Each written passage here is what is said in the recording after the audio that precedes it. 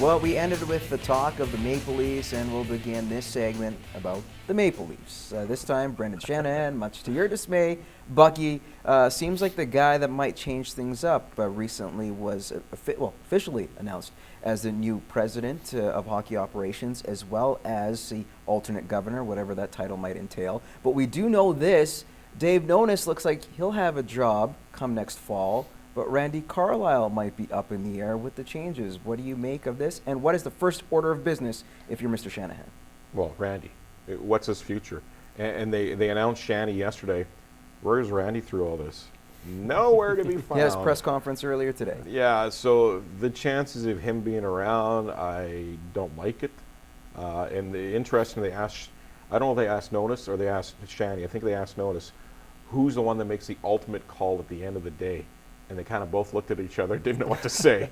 So I don't think the Choir are very comfortable yet in their situation. Nonis is now looking over his shoulder. As much as they see Shanny as a president and oversees a lot more than hockey, he's still Nonis' boss. And at the end of the day, I think it's going to be an uncomfortable relationship until they feel comfortable. Well, Tim Leiweke called the relationship between Shanahan and Nonis much like himself, Mr. Leiweke, who's the owner of, or the president of Maple Leaf Sports and Entertainment, and Usai Ujiri, who's the GM of the Toronto Raptors. And they're the ones who are really the hockey brains and try to make things go. It sounds like Shanahan is the man that's going to ultimately make the final decision. Is that a good or bad thing for Nonis? And will he be gone, let's say, in about a year's time? I don't think he'll be gone. I think because the biggest thing right now with Shanahan is he wants to sit there and learn the team, which is the smartest thing someone's ever said coming into a Toronto market. Because you can't just go in there and blow up that team. We just talked about how they're a playoff team. And they're young too. They have a lot of young kids that are pretty good. So they're not going anywhere. It's like, sure, they had that 8-game clock. Take that out. They're a playoff team. We're not having this conversation. But you don't want to come in and start throwing away. Okay, let's get rid of GM. Let's throw a coach. Well, we got to get rid of the coach. But you're not going to fire Dave Nonis. You're not going to start just clearing house because Shanahan come in. Learn the system. Give him a year. Give him 2 years. Then figure out from there where you want to go. It seems like you guys like the hire of Shanahan. Things can go well for Toronto, like we've mentioned a couple minutes ago. But I do want to get to Trevor Linden and the situation of the Vancouver Canucks. This is a gentleman who's run a couple gym businesses, has done well for himself outside of the game of hockey. He hasn't really followed the Canucks, up front. He hasn't been there for the inner workings of the Canucks organization over the last, say, decade and a half or half a decade. But they hired him as their president of hockey operations. Is this a good move, and is Linden the guy that Vancouver needs, or is this just something the Aquilinis decided to put in as a gap stop or stopgap? I think it's a little bit of both. I think it could be a good move. He did a good job with the NHLPA when he was leading them. He knows his game. He's a good business guy. But more than anything, I thought at that final game of the season, when the fans really let the ownership group know exactly what they thought of the situation of the GM and the coach, I think they needed to do a little PR work and a good feel-good story. And next to Stan Schmiel, Trevor Linden's the most liked player in Canuck history. So I think it's a good fit for the Canucks and their fans. And don't let you kid yourself. Season ticket sales go on right now. And you might laugh, but having Trevor Linden on board probably helps sell some tickets. So it's a bit of a business move by the ownership group. Good move? I think it's a good move. Like you said, you bring in a guy into the franchise knows he has a history with them. Everybody loves Trevor Linden. Hell, we all love Trevor Linden when he was here for Evening of Champions. I think it's a great move for them. Players are going to move into management roles. You got to give them time to learn. We just talked about Shanahan, same thing. Let's not criticize him, right?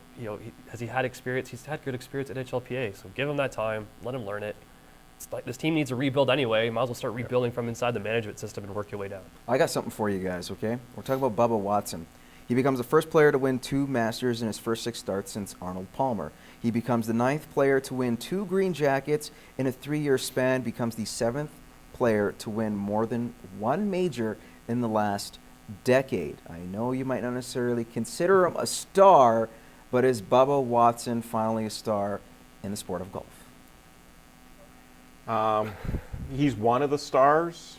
I think with Woods and his career kind of starting to go downwards, they're looking for that next big guy. They're looking for that next big thing that when when they go into the final round on a Sunday in whatever tournament it is, you not just have golf fans in it. You just don't have sports fans. You have the whole world watching. How could you not love or fall in love with Bubba golf?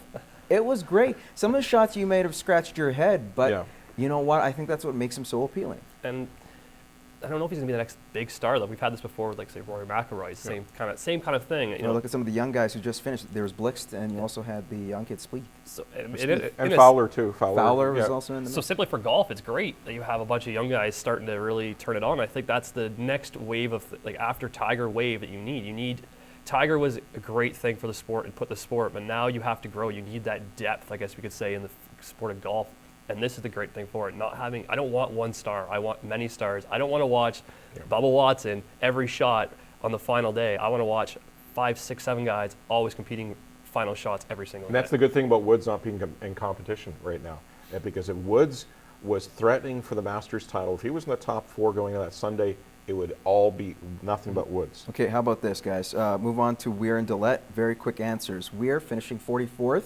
Better than expected. I know you had him not even making the cut, whereas DeLaet was 8 over day But one. I also said couldn't make DeLaet it out. wouldn't make the cut either. Oh, yeah, there you go. Well, you were right on yeah, one of the yeah. two. But DeLaet had a far worse performance. Weir ended up being the better Canadian. Do you put a lot of stock in what happened between these two as their careers go forward?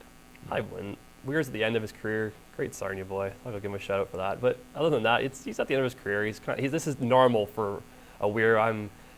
As watching, being a hometown guy of him, we're used to this. We're used to him kind of falling. We've always had the joke that he plays 3 rounds and collapses on the 4th, and that's what ruins his round for him. So I'm not really surprised at him finishing 44th.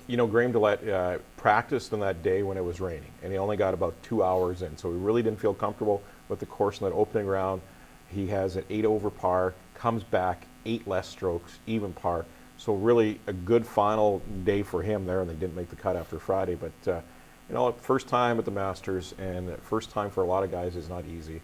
So you have. He's got many years. Oh, he's got many years left. Yeah. All right, perfect. Guys, we're going to take another commercial break, and when we return, we have Over Under next.